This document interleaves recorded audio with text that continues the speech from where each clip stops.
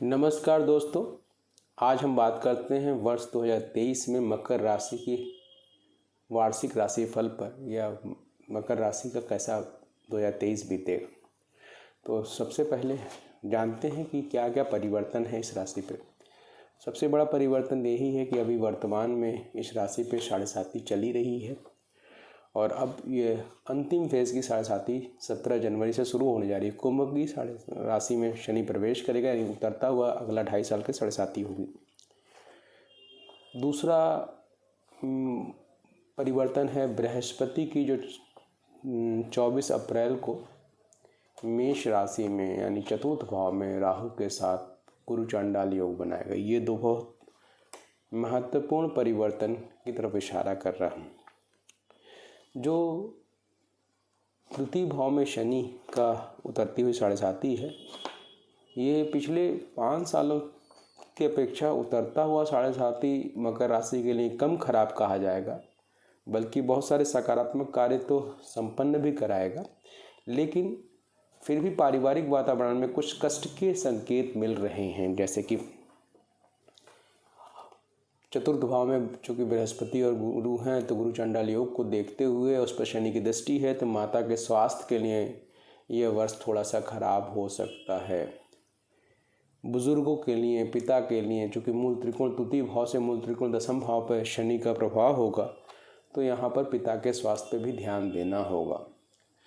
और कुछ पारिवारिक तनाव के भी संकेत हो सकते हैं, कुछ परिवार में भी दिक्कतें हो सकती हैं, लेकिन मुख्य रूप से जो गुरु चांडाल योग बन रहा है उसमें माता के स्वास्थ्य को ध्यान में रखा जा सकता है कि उसमें माता के स्वास्थ्य में थोड़ा खराब हो सकता है। तृतीय भाव का स्वामी है गुरु और राहु के साथ चतुर्थ भाव में बैठा है, तो पारिवारिक तनाव भी, भाई बहनों से भी थोड़ा सा भावनात्मक कष्ट के संकेत भी हो सकते हैं। यानी भावनात्मक संबंधों को लेकर के कष्ट के संकेत मिल रहे हैं, तो बड़ा बुद्धिमानी से इस साल को गुजारने की आवश्यकता है। लेकिन द्वितीय शनि कभी कभी धन संचय भी कराता है। द्वितीय भाव का शनि जो होता है बहुत सारे अवरोधित कार्य भी कराता है, तो कई बड़ा महत्वपूर्ण परिवर्तन का भी वर्ष है। तो सबसे पहले आते हैं महीने वाइज, यानी जनवरी का महीना। जनवरी के महीने में अगर हम बात करें तो शनि 17 जनवरी तक तो अभी मकर राशि में राशि पे ही रहेगा, तो पहले की अपेक्षा आप थोड़ा परिवर्तित दिमाग से, मतलब एक नए उत्साह, एक नई चीज़ों की तरफ रुचि ले रहे हैं, लेकिन अभी भी बहुत ज़्यादा उत्साह महसूस नहीं कर पा रहे हैं। लेकिन जब आपके राशि पे ही सूर्य आ जाएगा मकर संक्रांति के बाद, तो आप में अद्भुत परिवर्तन देखने को मिलना प्रारंभ हो जाएगा। आप एक्टिव होंगे, एनर्जेटिक होंगे, अपनी चीज़ों पे कार्यरत होंगे। थोड़ा सा वर्तमान में पंचम भाव में मंगल गोचर कर रहा है, इसलिए जनवरी महीने में थोड़ा क्रोध पे नियंत्रण करने की ज़रूरत है। बहुत ज़्यादा संवेदनशील होकर के कोई कार्य न करें, बाहर दोस्तों में समय को व्यर्थ न करें और खर्चे पर नियंत्रण करें। फरवरी का महीना अगर बात करें तो फरवरी के महीने में भी पंचम भाव में मंगल रहेगा ही रहेगा, लेकिन यहाँ शनि कुंभ का हो चुका है। ये एक बहुत महत्वपूर्ण बात है। यहाँ पर आपके अंदर एक बदलाव दिखने को मिलेगा। आप थोड़ा उत्साहित होंगे किसी महत्वपूर्ण निर्णय को लेकर के। यदि आप अविवाहित हैं तो विवाह के पक्ष में आपके कदम बढ़ेंगे और कुछ सार्थक बातें आगे बढ़ना प्रारंभ होना शुरू हो जाएंगी। कुछ बहनों को लेकर के, चूँकि चतुर्थ भाव में गुरु और राहु, चतुर्थ भाव में राहु की स्थिति अभी गोचर कर रही है और तृतीयस्थ बृहस्पति भी गोचर कर रहा है राशि से, तो पारिवारिक वातावरण में बहन के स्वास्थ्य को लेकर या बहन को लेकर थोड़ा संजीदा मामला हो सकता है, लेकिन कोई बहुत अभी समस्या की बात नहीं दिखाई दे रही है। माता के स्वास्थ्य को थोड़ा ख्याल रखता है ये। अब बात करते हैं मार्च के महीने में। मार्च के महीने में जो बहुत बड़ा परिवर्तन है वो ये है कि आपकी शुक्र नामक जो ग्रह होगा वो शनि के साथ पाया जा रहा है कुंभ राशि में, और कुंभ राशि में हालांकि फरवरी में भी रहेगा और मार्च में भी रहेगा। तो मार्च के जो महीने में स्थिति बन रही है, ये स्थिति कुंभ राशि में बुध और शनि की जो युति बन रही है वो आपके भाग्य का सहयोग अनुपम दिखा रहा है। मतलब आर्थिक रूप से अच्छा कहा जाए। अगर हम फरवरी और मार्च दोनों महीना ले लें तो दोनों ही आर्थिक रूप से या व्यावसायिक रूप से बहुत बढ़िया समय रहेगा। रचनात्मक क्षमता बढ़ेगी। फरवरी और मार्च के महीने में कुछ कार्यों में भी सफलता मिलेगी जो महत्वपूर्ण कार्य अवरोधक हैं। यदि आप कोई अचल संपत्ति हेतु प्रयास कर रहे हैं तो उसमें भी सफलता मिल सकती है। शेयर बाजार में भी लाभ मिलने की प्रमुख संभावना दिखाई दे रही है। अप्रैल महीने की अगर हम बात करते हैं तो अप्रैल महीने में जो ध्यान देने वाली बात है वो ये है कि प्रारंभ में तो तृतीय भाव में बृहस्पति सूर्य गोचर करेंगे, तो बहुत कोई ऐसा टेंशन का विषय नहीं है, लेकिन थोड़ा पारिवारिक मामलों में भावनात्मक अपेक्षाएं तो बढ़ेंगी, पर संजीदा रहेंगी, पर ऐसे कोई बहुत दिक्कत नहीं। लेकिन माह के अंत में जब गुरु चंडाल योग चतुर्थ भाव में बन रहा है उस समय सूर्य भी आपका मेष राशि में ही होगा। तो इस समय आपको सबसे पहले तो अपने स्वास्थ्य पे ध्यान देना होगा, क्योंकि एक बेसिक परिवर्तन होगा जो उदर विकार में गैस फॉर्मेशन, एसिडिटी फॉर्मेशन थोड़ा सा दिक्कत करेगा। दूसरी बात यह है इस समय ही माँ के स्वास्थ्य पे भी ध्यान देना है। अगर माता जी के स्वास्थ्य को थोड़ा सा विशेष, या बुजुर्ग के किसी स्वास्थ्य पे ध्यान देना है। बहनों से विशेषकर आपके भावनात्मक कष्ट हो सकता है, तो यहाँ पर इन बातों पे ध्यान देना। लेकिन अगर आप संयम से काम लेंगे, मधुर वाणी का प्रयोग करेंगे तो कोई बहुत बड़ा कष्ट का बात नहीं होगा। अब आते हैं मई के महीने में। मई के महीने में महत्वपूर्ण बात क्या है कि आपको थोड़ा सा खर्चे पर नियंत्रण करना है। आवेश में कोई कार्य ना करें। आप बहुत जल्दबाजी में गलतियां कर बैठते हैं, तो इस मई के महीने में पूरी तरह से अपने विवेक से काम लें, क्रोध पर नियंत्रण करें। और हो सकता है कहीं यात्रा वात्रा करने की संभावना भी बन रही है। और विशेषकर थोड़ा सा पारिवारिक वातावरण में कुछ चीज़ों को लेकर दिक्कतें हो सकती हैं। इस महीने में भी माता के स्वास्थ्य पर या बहन से संबंधित कोई कष्ट के संकेत हैं। जून के महीने की बात करें तो जून के महीने में जो महत्वपूर्ण बात ये दिखाई दे रही है कि बड़ा परिवर्तन की तरफ संकेत मिल रहा है, क्योंकि शुक्र नामक जो ग्रह है वह कर्क राशि में विराजमान होगा, मंगल के साथ होगा। एक महत्वपूर्ण परिवर्तन होगा और चतुर्थ भाव में होगा। यहाँ अविवाहितों की विवाह संबंधी प्रक्रिया तेज हुई, या शादी वादी हो सकती है किसी की, और या कोई विवाह तय हो सकता है, ये सब हो सकता है। या प्रेम संबंध के मामले में ये महीना बहुत अच्छा है, प्रगाढ़ संबंध बढ़ सकते हैं। दूसरा, आमोद प्रमोद के लिए समय अच्छा है। थोड़ा सा उत्साह वृद्धि का समय है, आप काफ़ी उत्साहित दिखाई दे रहे हैं। पिता का भरपूर सहयोग प्राप्त होगा। माता के स्वास्थ्य के लिए भी ये महीना थोड़ा ठीक कहा जाएगा, स्थितियाँ सामान्य कही जाएंगी और पारिवारिक वातावरण सामान्य रूप से सुखद रहेगा।